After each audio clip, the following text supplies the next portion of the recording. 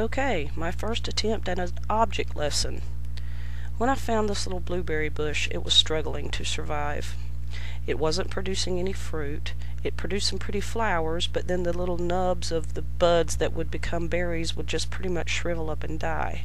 Now, it wasn't the blueberry bush's fault. It was struggling to do everything it could to do what it's supposed to do, which is produce blueberries. But the problem was the briars and the vines that were wrapped around it, and around those back there, which I also cleaned out, and they're looking really good.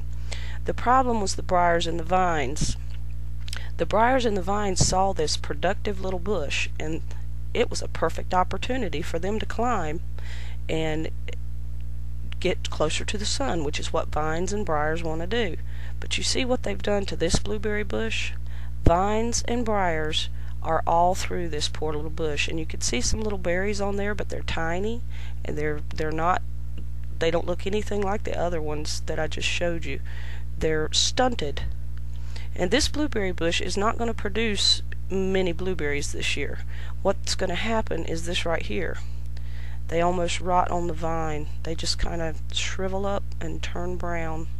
And that's what's going to happen to all these little blueberries on this bush, because it is covered with vines and briars.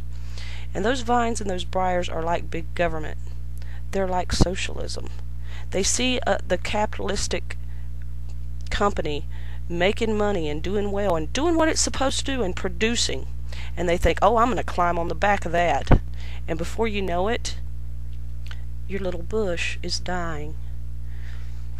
A productive bush that's left free from the interference of vines and briars can do this.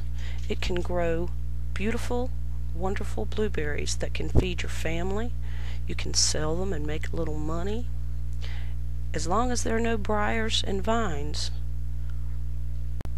This little bush will stand as a perfect example of capitalism. The roots, you can call them the investors, and the leaves you could call workers, although I despise that term. I prefer American citizens.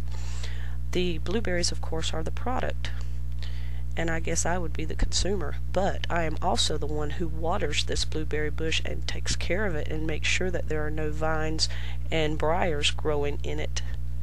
So it all works together. There's a symbiosis in capitalism, and people who don't think it will work are the people who aren't willing to work, or the people who want more power. You see, that's what these briars and these vines do. They want what the bush has. The bush has height, and it can take them to the sun, and so they just twine around it and strangle the very life out of it. And those briars and vines, they don't produce anything. They produce no fruit. They're not productive. All they're doing is killing this bush. And that's what big government and socialism will do to individual entrepreneurship, small businesses. This is what's going to happen if Obama gets his way. We're going to be wrapped up in vines and briars just as badly as this poor little bush. These vines don't nourish this plant. They don't feed it. They don't help it in any way. And the leaves are almost indistinguishable from that of the actual blueberry plant. The only way to get rid of it is go down to the bottom and dig it out from the roots.